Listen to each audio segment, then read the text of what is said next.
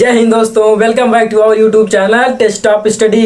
कैसे हो दोस्तों? आई होप आप सभी लोग ठीक ही होंगे। सो दोस्तों, पिछला जो हमारा चैप्टर था डायरेक्ट इनडायरेक्ट था। अब हम इस चैप्टर में हम आपको बताने वाले हैं कि ट्रांसफॉर्मेशन क्या होता है। ट्रांसफॉर्मेशन क्या होता है। सो दोस्तों, आप सभी से हमें बहुत सारा प्रेम और सपोर्ट मिलता चला आ रहा है। ऐसे ही प्रेम और सपोर्ट बनाए रखिएगा, जिसके कारण हम आपके लिए बेहतर से बेहतर वीडियो को अपलोड कर सके। सो दोस्तों, चलते हैं अपने टॉपिक की ओर। सो आज हमारा जो टॉपिक है ट्रांसफॉर्मेशन। अब ट्रांसफॉर्मेशन क्या होता है? ट्रांसफॉर्मेशन का जो अर्थ होता है रूप परिवर्तन। क्या होता है बच्चों? रूप परिवर्तन ये होता है ट्रांसफॉर्मेशन का अर्थ होता है। सो अब हम जानते हैं कि कैसे इसमें कितने प्रकार के परिवर्तन होते हैं। सबसे पहले जानेंगे तो इसमें क्या होता है, इसके अंदर लिख लीजिए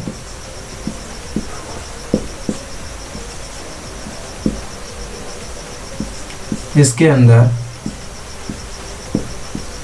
निम्न लिखित प्रकार के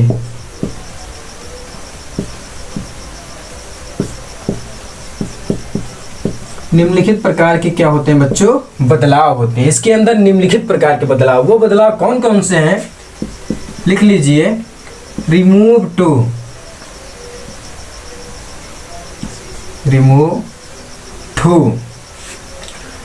दूसरा है यूज टू। क्या? Use to.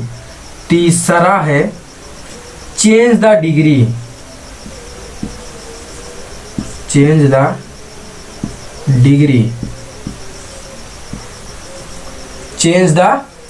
और चौथा है एक्टिव टू पैसिव।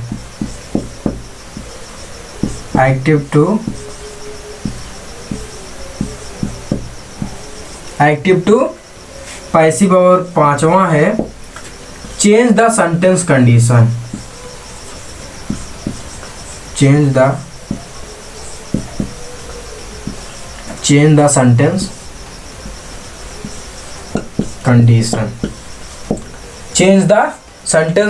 कंडीशन। ये आपके 5 प्रकार के क्या होते हैं बच्चों? बदलाव होते हैं, जिसमें है remove too, use to, change the degree, active to passive और change the sentence condition.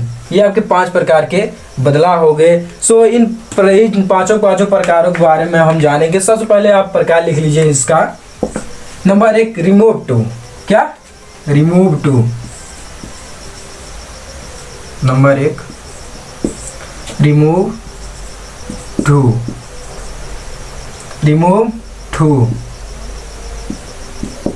To. ये आपका पहला हो गया। अब इसके अंतर्गत अब हम जानेंगे कि रिमूव टू का प्रयोग कैसे किया जाता है। सबसे पहले आप इसका एक उदाहरण नोट कर लीजिए। He is too weak to walk. वह इतना कमजोर है कि टहल नहीं सकता है। सो अब इसका एक रूल लिख लीजिए, रूल के माध्यम से बनाएंगे। तो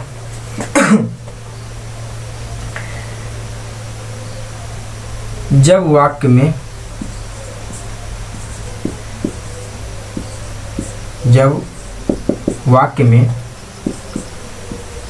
टू और टू दिया हो,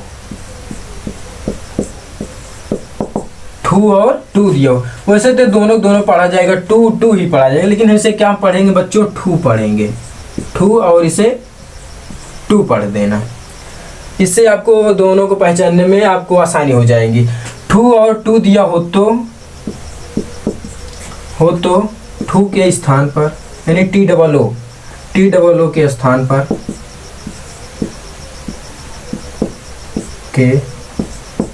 पर सो का प्रयोग करते हैं। किसका? सो या सो का प्रयोग तथा टीओ टू के स्थान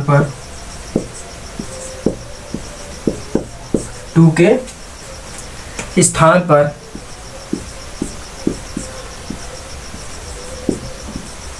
दैट ही कैन नॉट का प्रयोग करते हैं। किसका? दैट ही कैन नॉट का प्रयोग, किसका प्रयोग करेंगे बच्चों?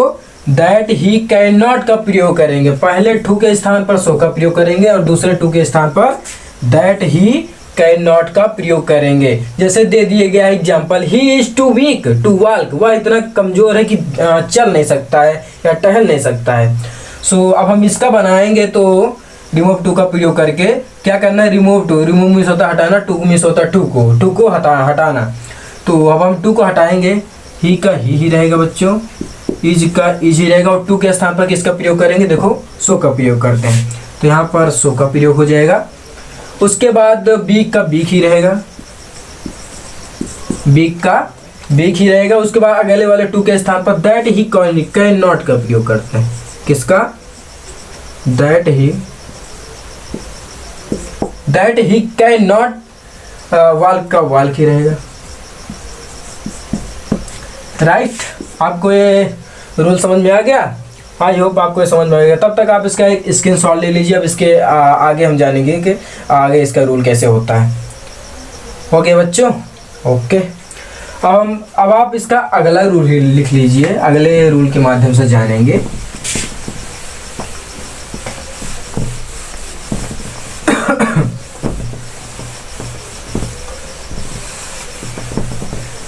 अगला रूल नंबर 2 रहेगा। अगला रूल नंबर 2 रहेगा,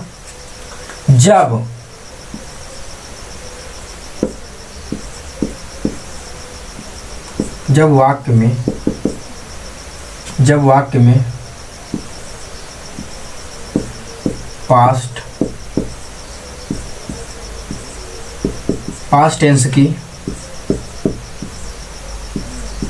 HB दी हो तो, पास्ट टेंस की HB दी हो तो कैन के स्थान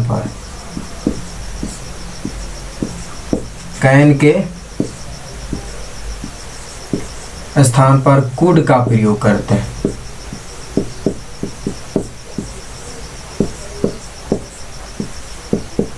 किसका प्रयोग करेंगे बच्चों? कैन के स्थान पर कुड का प्रयोग करेंगे। जैसे एग्जांपल दे दिया गया है, she was too thin to run, वह इतनी पतली है कि चल नहीं सकती, दौड़ नहीं सकती, चल या दौड़ नहीं सकती है। सो अब हम इसका रिमूव टू का प्रयोग करके इसे बनाएंगे, तो सी का सी ही रहेगा बच्चों। HB दी है तो HB वाज का वाज ही रहेगा। अगले टू के स्थान पर किसका प्रयोग करते हैं? रूल में बता दिएगा, सो का प्रयोग करते हैं। थिन का थिन ही रहेगा। और अगला जो टू दिया है उसके स्थान पर दैट, अब ये पहले सब्जेक्ट के अनुसार आएगा, दैट सी हो जाएगा। कैन के स्थान पर किसका प्रयोग करते हैं? कुड का प्रयोग करते हैं, क्योंकि हमारा जो वाक्य में पास्ट टेंस की HB दी हुई है तो कुड का प्रयोग करेंगे, could not run. Okay, I hope आपको ये भी रूल समझ में आ गया। अब हम अगले रूल की ओर बढ़ चलते हैं। रूल नंबर 3 लिख लीजिए इसका। रूल नंबर 3, जो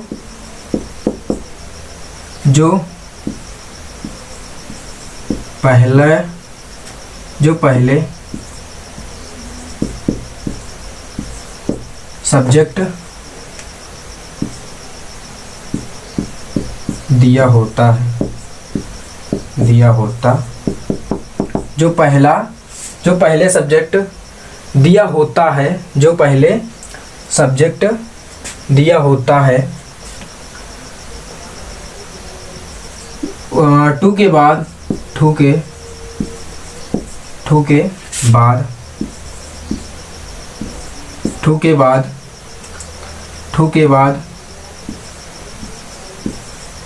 पहले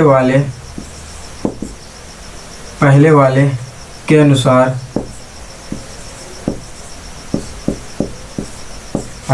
सब्जेक्ट का प्रयोग करते हैं।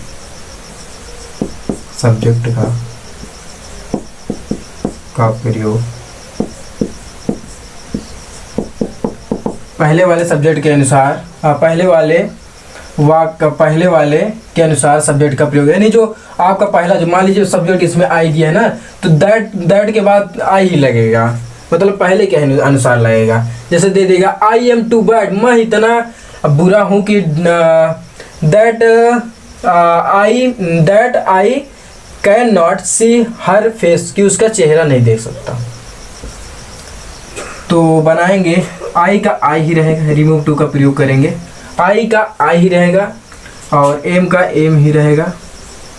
अब बच्चों टू के स्थान पर किसका प्रयोग करेंगे, सो का प्रयोग करेंगे, बैड का बैड ही रहेगा, बैड का बैड ही रहेगा। टू के स्थान पर दैट। अब ये जो सब्जेक्ट आएगा, दूसरा सब्जेक्ट आएगा, आई का आई ही रहेगा, यानी पहले के सब्जेक्ट के अनुसार आएगा दूसरा आई। उसके बाद कैन नॉट, क्योंकि इसमें प्रेजेंट टेंस केस भी दी गई है, कैन नॉट सी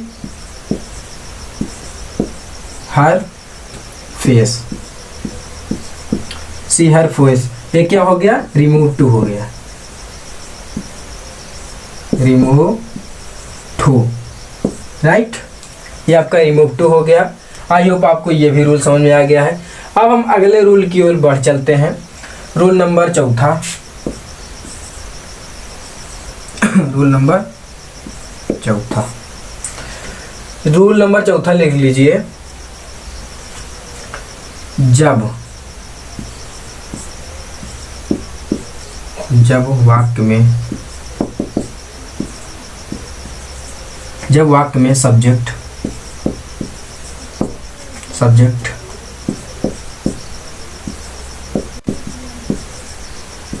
यानी कर्ता निर्जीव हो तो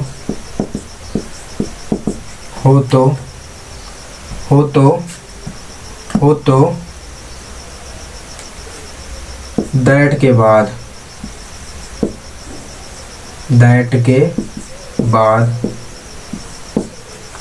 इट या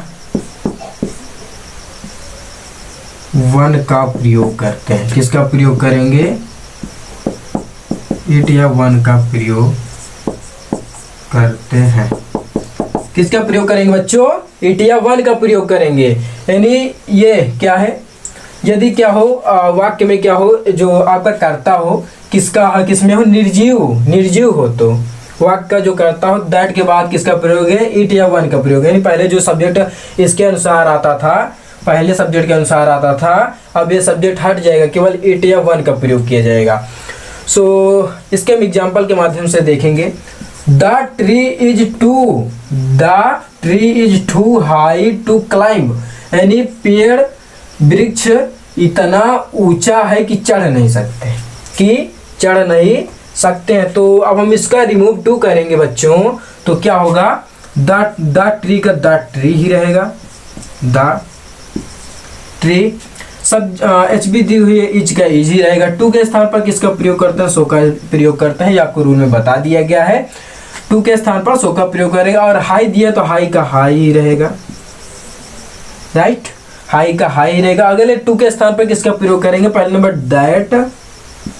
अब यहाँ पर क्या लगेगा, इसमें इसके अनुसार ट्री का ट्री नहीं रहेगा, यहाँ पर इट या वन का प्रयोग कर सकते हो, तो हम इट का प्रयोग करेंगे। किसका, इट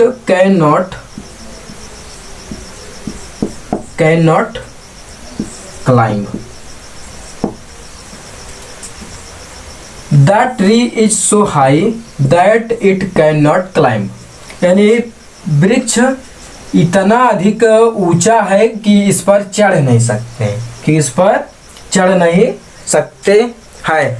आई होप दोस्तों आपको ये सारे रूल पता चल गए हैं। सो दोस्तों ऐसे ही इंटरेस्टिंग वीडियो पाने के लिए आप हमारे चैनल को सब्सक्राइब कर लीजिए तथा साथ ही बेल आइकन को प्रेस करना न भूलें, जिससे आने वाले वीडियो का नोटिफिकेशन आप तक आसानी से पहुंचता रहे। सो दोस्तों ऐसे इंटरेस्टिंग वीडियो पाने के लिए हमारे चैनल को सब्सक्राइब कर लीजिए तथा साथ ही बेल आइकन को प्रेस करना ना भूलें, जिससे आने वाले वीडियो का नोटिफिकेशन आप तक पहुंचता रहे। और वीडियो को ज़्यादा से ज़्यादा लाइक कीजिए, शेयर कीजिए अपने दोस्तों तक, जिसके कारण उनको भी इस चीज़ का फ़ायदा मिलता रहे। सो जय हिंद दोस्तों।